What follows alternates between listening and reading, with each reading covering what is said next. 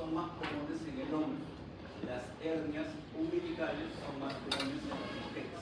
¿Ya? Es un poco para diferenciar. Ahora, acá la particularidad que hay que recordar que este cordón espermático, que obviamente está dentro de un conducto, ¿ya? Tiene una serie de estructuras. Pero como esta va a tener una comunicación, hay que recordar que cuando desciende el testículo, vimos que esa parte de la migración testicular va a descender justamente trayendo fibras, ¿no? Tanto de lo que es la pared abdominal, y de ahí se origina justamente el músculo cremaster. Entonces hay una comunicación desde la parte abdominal hasta la parte testicular. Quiere decir entonces que al haber esa comunicación, vamos a poder ver que si los anillos, o sea, esta región sería la parte de este conducto, pero hay unos anillos, esos anillos, si son muy frágiles, van a abrirse y eso va a hacer que la presión intraabdominal pueda llevar a que una estructura salga. Es decir, uno habla de hernia a la protrusión normalmente de una asa intestinal.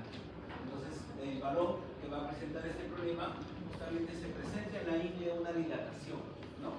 Ya sea se presenta con esfuerzo, con la tos, eso se llama maniobra de Valsalva, o que de repente ya está permanente, ¿no? Entonces eso de alguna manera para ver el progreso de esa hernia. Ahora, normalmente las hernias, como se sabe, se utilizan mallas, ¿no? Que lo que van a hacer es evitar esta protrusión. Entonces, en esta región, como te decía, ¿qué es lo que se va a encontrar? Como ves ahí, vamos a encontrar principalmente vasos. Dentro de esos vasos tenemos ahí la arteria del conducto deferente, también está la arteria cremastérica y obviamente las venas del mismo nombre. También está el plexo panquiliforme, que lo habíamos dicho que era el plexo es un conjunto de venas que tiene como característica principal mantener la temperatura testicular, recordando que el testículo es un órgano extrapélvico y obviamente normalmente nosotros manejamos una temperatura, pero es una temperatura interna. Entonces, para poder conservar esa temperatura, para eso justamente servía este plexo panquiliforme. También encontramos ahí el nervio ilioinguinal, que es parte en este caso de su inervación, de ahí el dolor que se pueda presentar, y también el nervio genitohumoral. Esto de acá, todo este complejo forma parte de este cordón, que muchas veces, aquí en el tema, a algunos varones se puede presentar que esta región haga una rotación. Cuando esto rota, todo el contenido se estrangula. Y obviamente lo que se estrangula normalmente son las arterias. Si se estrangulan las arterias, ya no va a haber irrigación. Como va a haber falta de irrigación, entonces esto se puede necrosar. Significa entonces que a este fenómeno se le llama torsión testicular. La torsión testicular es una emergencia. Las emergencias se resuelven en 6 horas. O sea, si tú tienes una apendicitis y una torsión testicular, la apendicitis puede esperar, pero la torsión testicular no. Entonces uno se da cuenta, aparte del dolor, es por el cambio de coloración de manera brusca. Primero se enrojece y ahí cambia un color violáceo, ¿no? Entonces eso es importante determinarlo, ¿no? Vuelvo a repetir, ¿por qué? Porque estamos hablando de una emergencia. Por lo tanto, tiene que determinarse a ciencia cierta que se trata de ese problema. Entonces, para que vean un poco la importancia que tiene esta región del cordón espermático. Ahora, dentro del contenido, como ves, está esta arteria del conducto deferente. Como sabemos nosotros, ¿qué es el conducto deferente? Viene a ser una vía espermática que va a tener el mínimo y que va a ingresar, obviamente, a lo que es la próstata. El conducto deferente, recuerden que se utiliza normalmente en estas ligaduras que se llaman vasectomías, ¿no? Que es obviamente un método, en este caso, anticonceptivo, en este caso para el varón, un método en este caso definitivo. Esta arteria, como ves acá, es rama del tronco de la ilíaca interna. Aquí, una cosa importante, ¿no? Normalmente los órganos, escúchame bien, los órganos del varón, en el caso de la mujer también, normalmente toda la vascularización proviene de la ilíaca interna. La gran diferencia la marca siempre la arteria gonadal, porque uno piensa que la arteria gonadal, por eso se siente que tú tienes que aplicarlo. La arteria gonadal viene directamente de la aorta abdominal, ya sea la testicular o la célula ovárica viene de la aorta abdominal, pero el resto de estructuras va a provenir de la ilíaca, en este caso de la ilíaca interna. Entonces, a tener cuidado. Ahora, el conducto deferente, que obviamente tiene un tramo, normalmente lo que hace es permitir que los espermatozoides, que normalmente en el organismo ya maduraron y ya tienen movilidad, puedan en ese caso ir directamente hasta lo que es la próstata, en donde se va a unir el deferente, se une al conducto eyaculado, al conducto eyaculado. La arteria cremastérica, bueno, hay dos músculos que ya hemos hablado. El músculo dartos, que recuerden que el músculo dartos es un músculo superficial. El músculo dartos forma parte netamente del escroto y que es el que le da la rugosidad a lo que viene a ser el escroto, ¿correcto? Le da esa rugosidad. Pero el cremaster no, el cremaster viene a ser una prolongación, ¿correcto? De lo que vienen a ser los músculos abdominales, ¿no? Y que este de acá va a generar cuando se estimula el músculo cremaster se genera una retracción. Es como si ascendiera, ¿correcto? Y aquí también hay que aclarar, porque lo dijimos también en la clase, que los dos testículos no se encuentran al mismo nivel. ¿Cuál estaba más arriba? El derecho.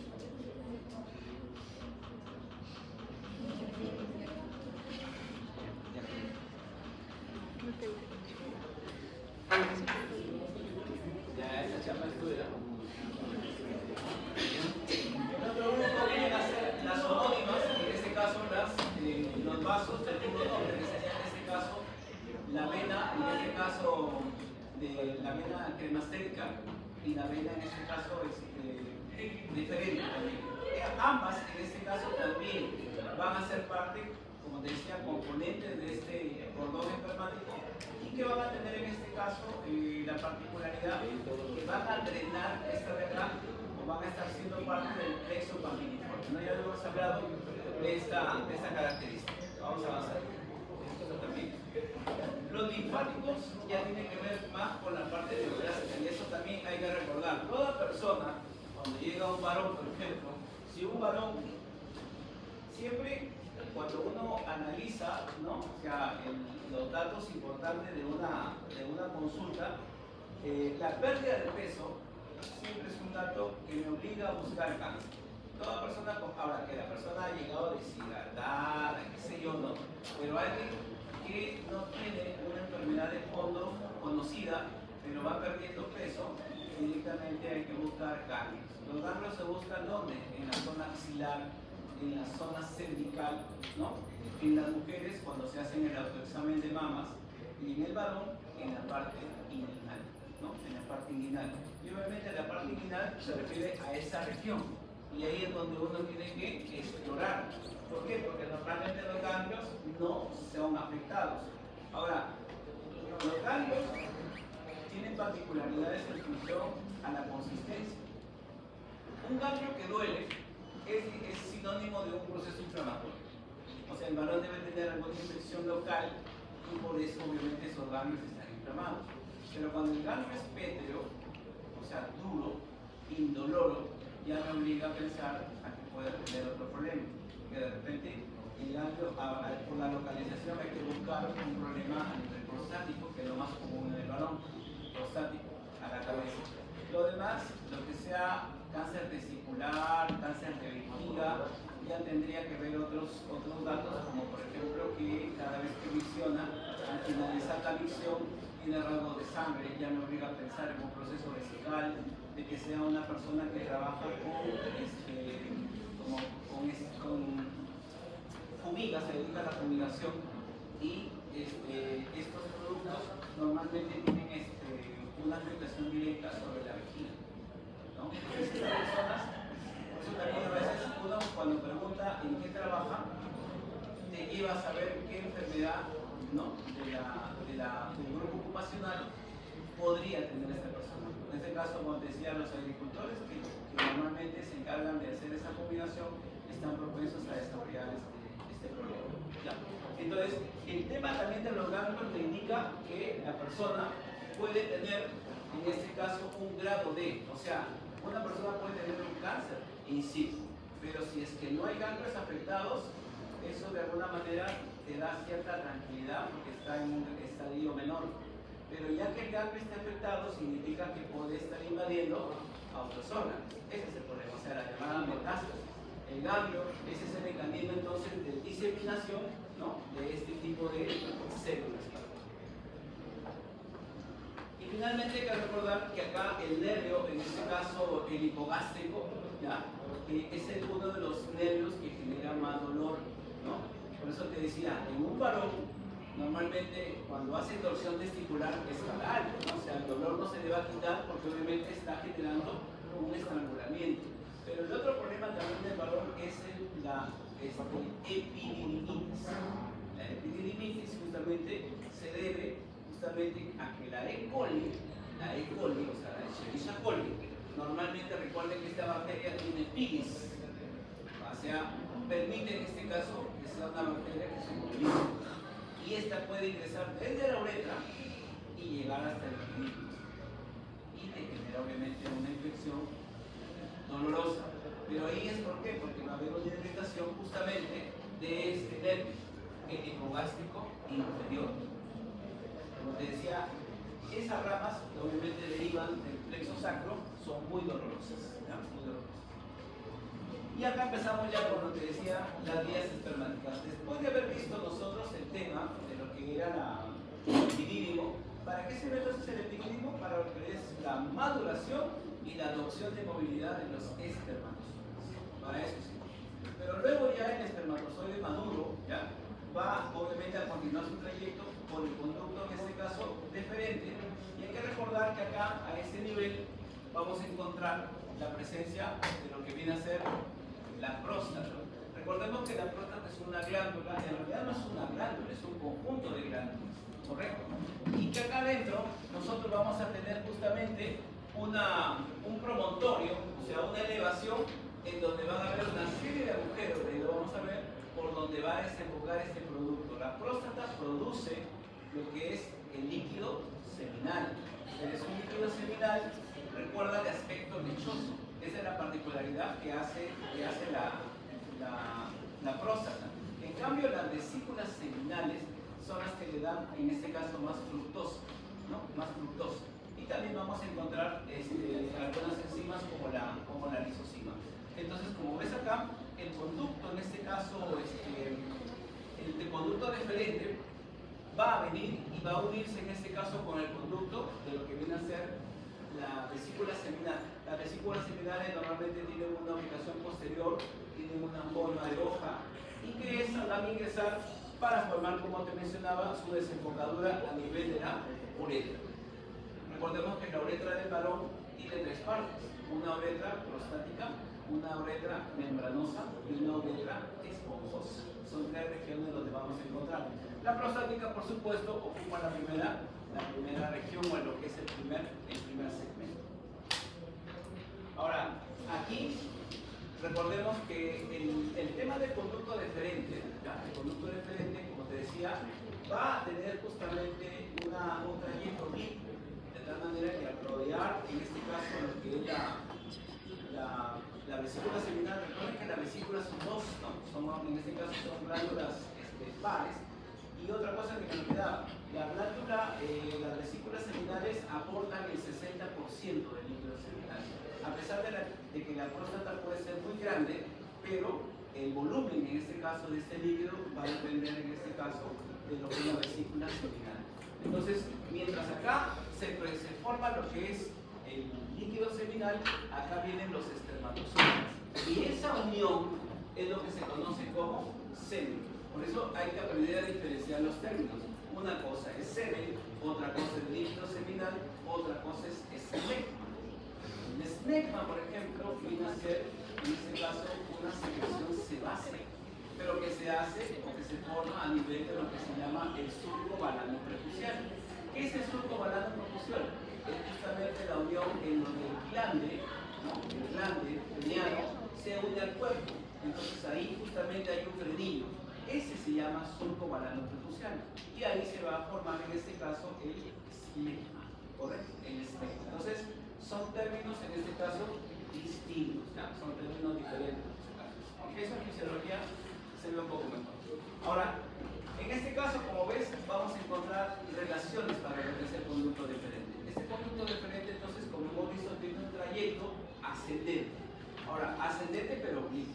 Entonces, en la primera parte, cuando va a salir obviamente de esta región, en este caso escrotal, va a tener en este caso una íntima relación con lo que es la parte posterior de lo que es el testículo. Recordemos que en el testículo habíamos hablado que hacia arriba vamos a encontrar, ¿te acuerdas? El llamado mediastino testicular. Y ese mediastino testicular era justamente el punto en común en donde los taliques que formaba la endoquimia, por eso que la endoquimia que era la membrana fibrosa que va a rodear el testículo y que le da el aspecto, ¿no? Blanco, azulado, que tiene justamente el testículo. Entonces envían unos secos, pero todos ¿dónde terminan? En el diafragma, en el mediastino, con el mediastino testicular, y que está en la parte posterior superior. Ahora aquí justamente va a estar en contacto lo que es la cabeza, ¿no? Obviamente el cuerpo y la cola. Y obviamente después de la cola va a continuar ya su trayecto con el conducto deferente. Entonces el conducto deferente tiene relación, en este caso escrotal, directamente, ya sea con el cuerpo, porque obviamente hace un pliegue sobre sí mismo, con el cuerpo, con la cola y con la parte posterior superior de lo que viene a ser el testículo. Ahora, la porción funicular, como ves acá, la porción funicular es cuando esta va justamente a salir y va a formar parte del cordón espermático. Entonces, la primera es dentro del escroto, pero que hemos visto en la imagen, cuando sale va a estar dentro de lo que es el cordón espermático. Por lo tanto, ahí a esa zona, a ese segmento se le llama la porción funicular. Sería entonces la segunda relación. Finalmente la porción inguinal, ¿no es cierto? ¿Por qué? Porque justamente va a tener que pasar por este anillo. Este anillo era lo que yo te estaba comentando. Si ese anillo es débil, eso va a provocar la presencia de una hernia inguinal. Ojo, las hernias inguinales hay dos tipos de hernias. Hay hernias directas e indirectas. ¿De qué depende? Depende justamente de la pared. Si está dentro de la pared, es directa. Si está fuera de la pared, es indirecta. Entonces eso de acá, pues normalmente es parte clínica que se evalúa, ¿no? Con maniobras para poder identificar. Claro que ahora pides una ecografía y te lo da toque, ¿no? Pero clínicamente tenemos que aprender a diferenciar. Es lo que te decía, ¿no? Por eso se habla de este sentido, ¿no? Mediana lateral para diferenciarla si es directa o indirecta. La parte pélvica ya es cuando justamente viene por la porción posterior y como ves acá, estas vienen a ser las dos vesículas, en este caso seminales, y estas van a unirse justamente estos dos con los conductos de las seminales para formar justamente el conducto eyaculador, que obviamente crece en la próstata. Una cosa importante acá, ¿no? La próstata, muchachos, tiene un doble, para que conozcas, tiene un doble crecimiento. ¿Cómo así? Lo que pasa es que cuando la próstata crece hacia afuera, eso se llama un crecimiento excéntrico, al ser externo va en este caso a generar, digamos, un abordaje más sencillo. Ya saben ustedes, normalmente el diagnóstico de una hiperplasia prostática es a través de un tacto, ¿no? Pero a veces por temas de tabú y tanto rollo, ¿no? Que hay. Entonces es poco complicado que un varón permita hacer eso, ¿no? Porque ahora no, la facilidad es, ¿y por qué no me saca una ecografía, no? Claro, te sacan ecografías cualquiera, ¿no? Pero clínicamente determinarlo, ¿no? Entonces cuando crece hacia afuera, eso va a permitir que el abordaje sea más sencillo. Pero el problema es que cuando crece hacia adentro, ¿cómo se puede crecer hacia adentro? Recuerden que adentro, ¿quién está? La uretra prostática, ¿o no? Entonces, cuando crece hacia adentro, eso va a explicar por qué el varón va a tener cambios en la micción. Es decir, el chorro urinario, ¿no? La frecuencia urinaria. Entonces, un varón que va varias veces al baño, ¿no? Pero orina poco, eso se llama polaquiuria, que normalmente no debe aparecer. El otro problema es que se vaya al baño en la madrugada 3, 4 veces y para él es normal. Mientras no le duela al varón, todo es feliz, no pasa nada. Pero no es normal un varón que se levante en madrugada, dice, pero si yo tomo agua todos los días en la noche, bien raro que me tome agua así, ¿no? Grandes cantidades. Pero la nicturia, así se llama ese problema, no es común, hay que investigar. Nicturia o la quiuria, ¿no? Nicturia o la quiuria. Y ahora, si a eso le sumas pérdida de peso, ya el problema va más allá, ¿no? Va más allá. Hoy en día, el PSA, acuérdense de esos términos PSA, que significa antígeno prostático, ya, el antígeno prostático, el dosaje de antígeno prostático, es una forma indirecta, o sea, te sacan sangre y si este está elevado, ¿no? Normalmente es hasta 4, pero si está por encima de 4 simplemente es una sospecha. Si te sacan una ecografía y te dicen que está aumentada el volumen, es una sospecha. Pero aunque no creas, si metes el dedo, es más específico, porque eso te permite entender la consistencia. Si es pétreo, el diagnóstico está hecho. ¿Sí? Pero como diría, por ese tabú, ahora simplemente se hace esa prueba de sangre, PSA, que no es determinante por ese caso, y la otra es la ecografía prostática. ¿Ya? Por eso que hablamos acá, te decía, hay un crecimiento concéntrico cuando crece hacia adentro y obstruye la uretra prostática. Y el otro se llama crecimiento excéntrico, ¿no? Obviamente cuando su volumen obviamente va hacia afuera, es más, puede comprimirse la zona posterior. Recuerden que hacia atrás ¿quién está? El recto. Entonces también pueden haber trastornos, en este caso digestivos, donde va a alternar que cuadros de diarrea con cuadros de estreñimiento, ¿no? De los dos.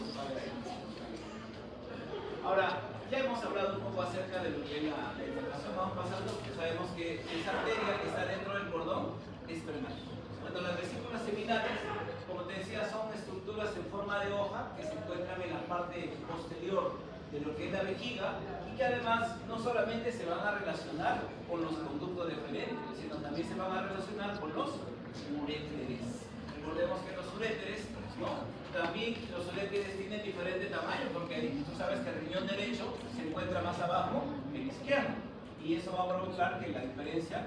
Y hay que recordar que estos uréteres en su parte posterior van a tener unos orificios de ingreso, pero que la distancia, esto es algo importante, la distancia que tú lo ves por fuera, por dentro se ve más cerca, lo que indica entonces que por dentro de la pared de la vejiga, el uréter tiene un trayecto, ¿no? Un trayecto en la pared, porque fácilmente decimos, oye, vamos a exponer, acá son 4 centímetros, pero por dentro la diferencia de los dos orificios sería 4 centímetros, y no es así. Acá son 4 y por dentro son 2. Entonces, ¿por qué hay esa diferencia? Porque el uréter tiene una trayectoria intramuscular, intramural, dentro de lo que viene a ser la zona de la vejiga. Entonces acá las vesículas, como vemos, tienen esta orientación posterior, ¿ya? Orientación posterior. Ya hemos hablado entonces acerca de su función, de la presencia justamente de la fructosa como nutriente principal, pero como vemos acá, va a tener relaciones. ¿Por qué con el trígono vesical? Hay que recordar nosotros qué es el trígono vesical. Es el punto donde hay el ingreso de los dos uréteres con la uretra, ¿correcto? Entonces, esos 3 orificios forman un triángulo y a ese triángulo se le conoce como trígono vesical, ¿no? Que obviamente tendría que ser una relación medial, está en medio, a diferencia de los uréteres que tendrían que ser en ese caso una relación lateral, en este caso siguiendo el eje, ¿no? Siguiendo el eje de la disposición de cada una de las dos vesículas, ¿ya? Cada una de las dos vesículas. ¿Ya terminamos la clase? ¿7:40? Tengo que tomar el examen.